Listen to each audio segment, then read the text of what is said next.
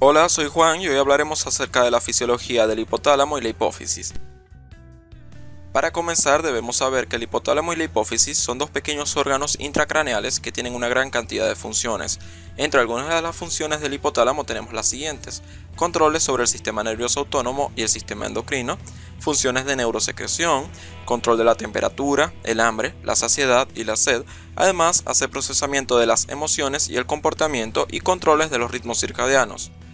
Por otro lado, la hipófisis tiene algunas de las siguientes funciones: estimulación del crecimiento, mantenimiento del metabolismo basal, mantiene la lactogénesis o la estimula, hace estimulación de la secreción de hormonas corticosteroideas y hormonas sexuales y por lo tanto tiene funciones sobre la sexualidad y la reproducción. En esta imagen esquemática podemos observar bajo un círculo azul al hipotálamo y bajo un círculo rosa a la hipófisis. La hipófisis va a estar dividida en un lóbulo anterior y en un lóbulo posterior, que a su vez son conocidos como adenohipófisis y neurohipófisis. Estos nombres están dados por sus funciones, su posición anatómica y su origen embrionario. Entonces, si hablamos de su origen embrionario, debemos saber que la adenohipófisis proviene de una invaginación del intestino anterior conocida como bolsa de Raque, mientras que la neurohipófisis proviene de una extensión del tejido nervioso hipotalámico. También hay otras estructuras anatómicas que debemos conocer por su relación, que son el quiasma óptico, el cuerpo mamilar, el tallo hipofisario, que es una estructura que conecta hipotálamo con neurohipófisis. También tenemos una estructura de escasa vascularización ubicada entre adenohipófisis y neurohipófisis, como es la parte intermedia o pars media, la cual es un vestigio de una hipófisis media y en el ser humano tiene escasa importancia. Además, tenemos dos núcleos hipotalámicos que son el paraventricular y el supraóptico, los cuales tienen funciones de las que hablaremos más adelante. Cuando hablamos de las funciones endocrinas de la adenohipófisis, debemos saber que si bien en estas se secretan varias hormonas, debemos hablar de estas 6 por su importancia. Entonces tenemos en primer lugar a la GH, o hormona del crecimiento, la cual, como su nombre lo indica, va a estimular el crecimiento a través de la estimulación de los cartílagos de crecimiento epifisarios, y también es conocida como somatotropina. Tenemos a la hormona estimulante de tiroides, o TSH, la cual va a estimular, como su nombre lo indica, a la glándula tiroides para que secrete T3 y T4. Esta también es conocida como tirotropina. Tenemos a la hormona folículo estimulante, o FSH, la cual que hace estimular los folículos a nivel ovárico para que estos crezcan, se desarrollen y maduren, y a su vez secreten hormonas esteroideas de tipo sexual como son los estrógenos y la progesterona. Tenemos a la hormona luteinizante, o LH, la cual también va a encargarse de estimular los folículos y va a producir la ovulación, y va también a estimular la síntesis de hormonas como estrógeno y progesterona. Luego tenemos a la hormona adrenocorticotropina, conocida también como corticotropina, la cual va a estimular a las glándulas suprarrenales para que éstas sinteticen y secreten hormonas corticosteroideas como son el cortisol y la aldosterona. Y por último tenemos a la prolactina, la cual va a estimular a los alvéolos mamarios para que en estos se secreten secreción láctea.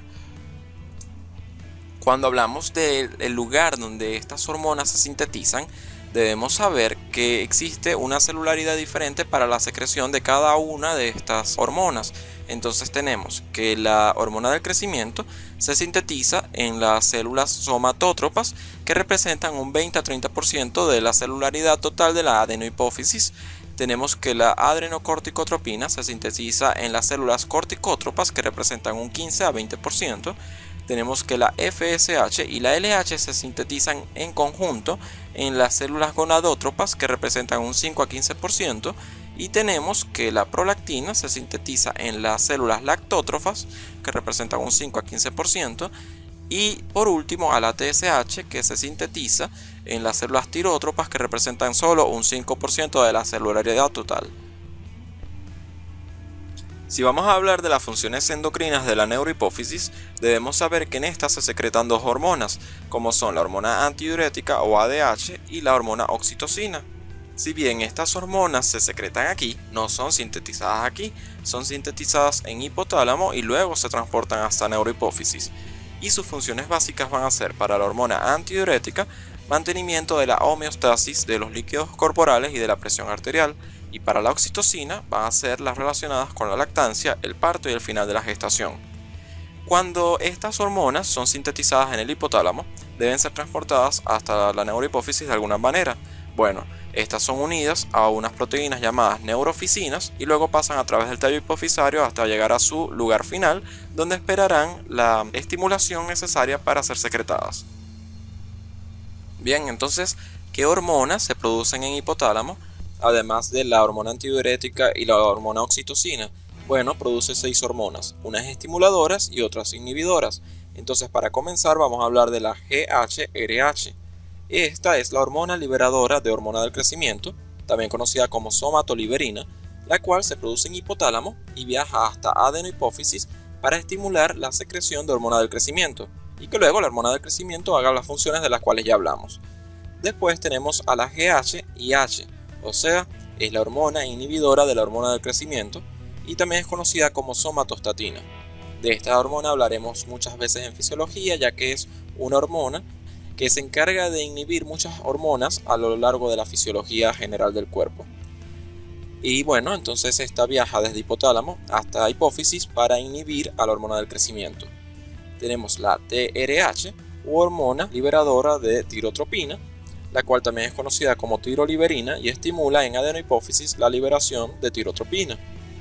Tenemos la GnRH, u hormona liberadora de gonadotrofinas o gonadoliberina, la cual estimula en adenohipófisis la liberación de FSH y de LH.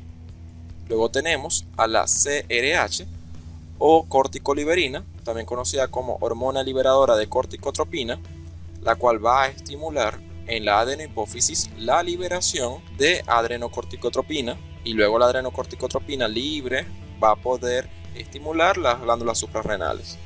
Y por último tenemos una hormona inhibidora, la cual es la PIH, y es la hormona inhibidora de prolactina, que también es conocida como un neurotransmisor importante, del cual es la dopamina. Entonces tenemos unas hormonas estimuladoras y unas hormonas inhibidoras. Tenemos GHRH, TRH, NRH y CRH como estimuladoras, y GHIH y PIH como inhibidoras. Para entender el eje hipotálamo hipofisario y cómo las sustancias producidas en el hipotálamo llegan hasta la hipófisis, debemos comprender un término básico de la anatomía como es el de un sistema porta. Nosotros sabemos que en la vascularización de un tejido existe un vaso arterial, que sería este, que cuando llega al tejido forma la microvasculatura, y por último un sistema de red de capilares, que sería este. Y este sistema de red tiene confluencia de sus vasos hasta formar un vaso venoso. Bien, en un sistema porta no sucede esto. En este llega el vaso arterial, forma la microvasculatura y luego un sistema de red de capilares. Y este sistema de red de capilares tiene confluencia de sus vasos hasta formar un vaso, que sería este. Este vaso no forma un vaso venoso, que luego va a llevar las sustancias hasta vasos venosos mayores y luego hasta el corazón, sino que vuelve a subdividirse en otro sistema de red de capilares, que sería este. Y este sí va a tener confluencia de sus vasos hasta formar un vaso venoso, y con este pueden llegar las sustancias hasta el corazón. Entonces, ¿cómo se llama este vaso intermedio? Se llama vaso portal. Y el sistema producido por dos redes de capilares unidos por un vaso portal va a ser llamado sistema porta. Entonces, vamos a borrar un poco aquí. ¿Cómo se forma este sistema portal hipotálamo hipofisario? Bueno, tenemos unas arterias hipofisarias superiores que llegan por aquí hacia la eminencia media, que es esta, y aquí se subdividen hasta formar un sistema de red de capilares, que va a ser el primer sistema de red de capilares conocido como plexo capilar primario. Y este plexo va a confluir hasta formar vasos portales largos, que serían estos, con los cuales las sustancias absorbidas en la eminencia media, que en general son las hormonas producidas por el hipotálamo, se llevan hacia la adenohipófisis, donde se produce otro sistema de red de capilares, donde entonces son vertidas estas sustancias y luego en el extremo venoso absorbidas forman los vasos venosos hipofisarios, y de esta manera, al llegar a una vena mayor, llevan las sustancias absorbidas en adenohipófisis hasta el corazón y así pasan a la circulación mayor. También existen unas arterias hipofisarias inferiores que llegan por aquí, irrigan a la neurohipófisis, formando un plexo capilar paralelo, y este plexo capilar paralelo forma vasos portales cortos que llegan por aquí y también forman parte de la producción de este sistema capilar secundario, pero con menor importancia. Bien, entonces aquí tenemos una imagen con la cual podemos resumir lo que hemos hablado hoy. Tenemos las hormonas estimulantes e inhibidoras producidas en hipotálamo, que serían estas. Tenemos las hormonas producidas en adenohipófisis, que serían estas. Y tenemos las hormonas producidas en los núcleos hipotalámicos, como son la ADH y la oxitocina. La ADH se produce principalmente en el núcleo supraóptico y la oxitocina principalmente en el núcleo paraventricular. Sin embargo, ambas pueden ser producidas en ambos núcleos. Y estas pasan a través de vías nerviosas y por el tallo hipofisario unidos a las neurofisinas hacia la neurohipófisis, donde van a esperar el estímulo necesario para su secreción. Bien, muchas gracias por su atención. Pueden dejarme un comentario con sus opiniones, sus preguntas y podemos ayudarnos a aprender. Muchas gracias.